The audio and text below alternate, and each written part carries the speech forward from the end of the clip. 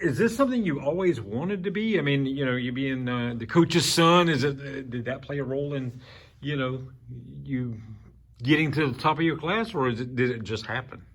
I've really wanted to be in the top of my class, valedictorian or salutatorian, really from the start of school.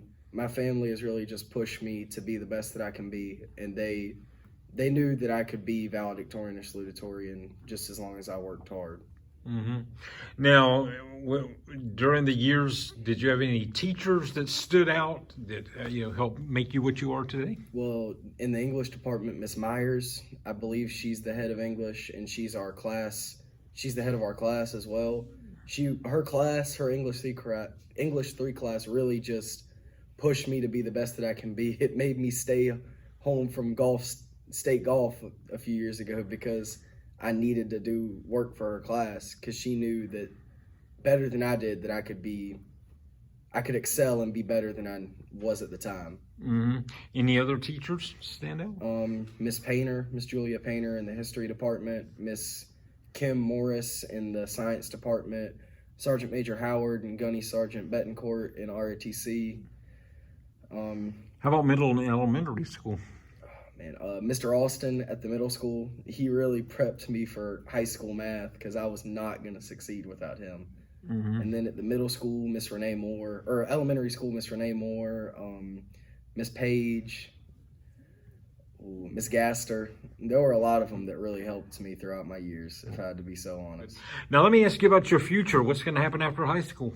I'm planning to go to college at Presbyterian up in Clinton, and I plan to major in biology with a minor in business, and I plan to commission as a second lieutenant in the Army after college and go for 4 years, maybe longer, and get out and open my own physical therapy practice. Wow. Now what's got you interested in that?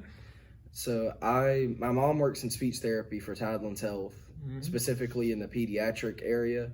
So I was able to see her speech therapy, and I knew I wanted to help people. And I like sports. I play 3 sports, and I was thinking I could use physical therapy as a way to help people. So I got to job shadow at the physical therapy clinic at the hospital in Georgetown, mm-hmm. and I just got to essentially see and learn what they do in a day-to-day life as a PT or a PTA, and I really just felt drawn to it.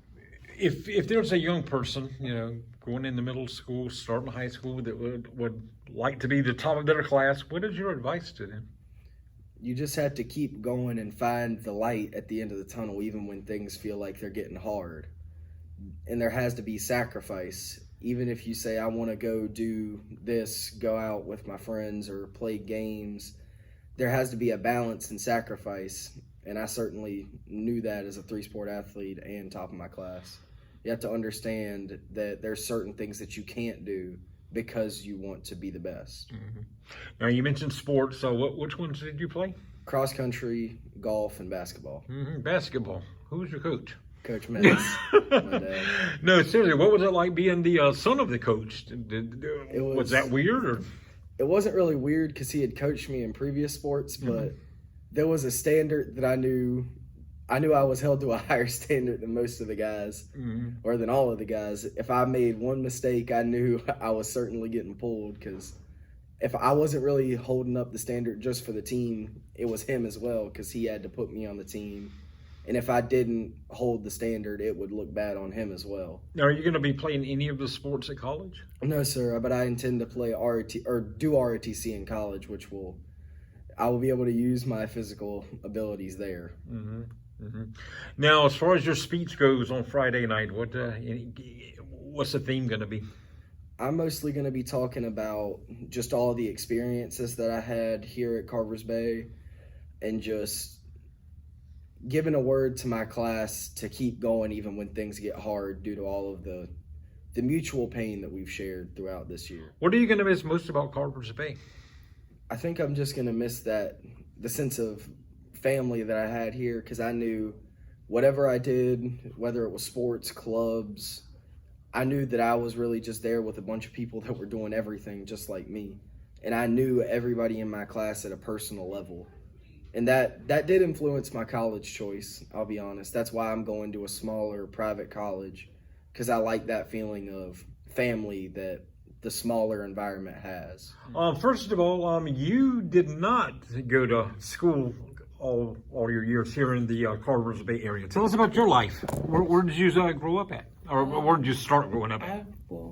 I've been to 6 different schools and throughout my entire, I guess, high school career or school career. Mm-hmm. So when I came, I would just assume, like, when I left from Fort Mill and I came down here, and I was really nervous and I was really scared because I was used to going to a bigger school. So coming down here to a smaller school was a shock for me. And Yeah, most of the students I've talked to over the years have been going to school in that area their entire life. So you're a little different. What's been the biggest thing you've had to adapt to or learn once you came to Carvers Bay? I guess that everyone's really close and everyone knows everyone. Like when I came down here, I knew no one, so I really didn't talk to people much and all that. And I would see like how everyone got along and how close they really were. Mm-hmm. Now, is this something, even when you were at your other schools before you came here, is this something you always wanted to do, be at the top of your class, or did it just happen? I feel like it's a mixture of both. Since I've been young, I mean, I have teachers tell me that I was really smart, really bright. I could go really far if I put the effort in. And my mom, she was always my biggest advocate when it came to my schools, like my studies and schooling. So part of me wanted to do it, like knew I could, but I didn't think I could, if that made sense. Like I knew I could if I really tried, but I always felt like there was other obstacles that could stop me from doing it. But you got over those, and you did it. Do you find that it was a little bit easier here in the Carvers Bay area, or is it more difficult here than in Fort Mill or the other places you've been?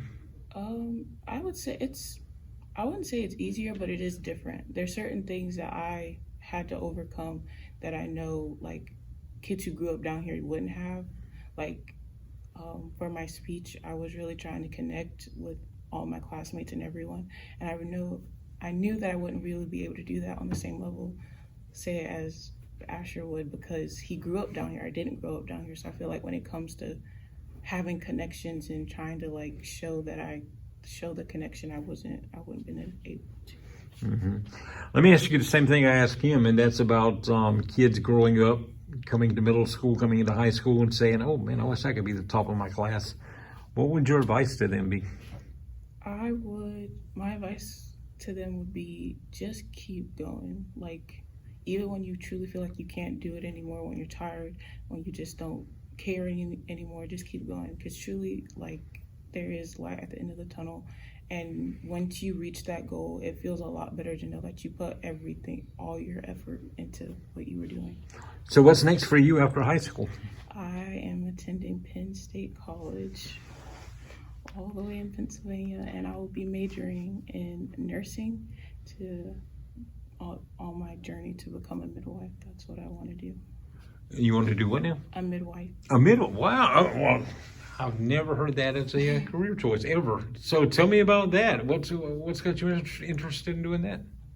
Back in 2020, one of my cousins, she started studying to be a midwife, and she would tell me about it, and she had this little jar, and it's like full of beads, and every bead represent a baby that she helped deliver, and I thought that was the sweetest thing in the world.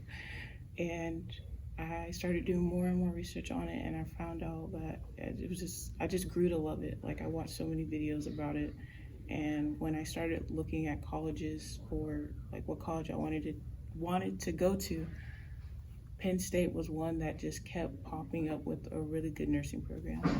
And I want to just set myself up for the best possible path in life, so I just wanted to go there. Well, that's cool. Now, you mentioned your speech. What's your theme going to be? About being new, or being the new kid, I guess. Because class of 2025, we're all going into the world as adults, as newcomers, and as someone who's been the new kid multiple times in her life, I want to give them some advice on how to work through that struggle of being afraid of what's yet to come. So teachers over the years that have helped you become who you are today, whether they're here in Carvers Bay or Fort Mill or wherever you were before, who's some of the inspirational teachers you've had?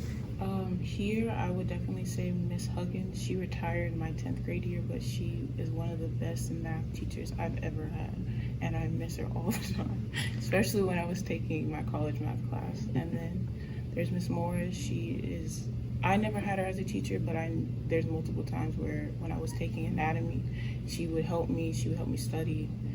Miss Myers for English, even though her class was so hard, but she truly did push me to become a better writer. As for at the middle school, Mr. Austin, his math class also prepped me for high school math. And at the elementary level, her name was Miss Williams. She was my 2nd grade teacher. She really helped me get out of my shell when it came to me asking questions about if I didn't understand something, because I always feared that, like, if I asked questions, someone's going to say something, think I was a little silly for asking a silly question.